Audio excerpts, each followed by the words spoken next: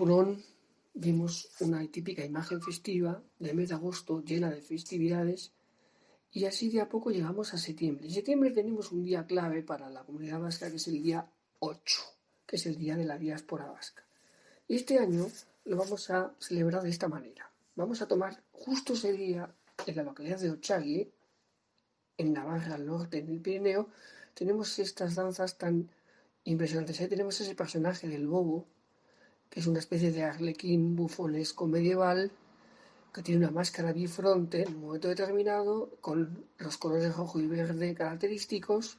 Esa es la máscara bifronte que se pone en un momento de la danza, y la idea es que la hagamos entre todos.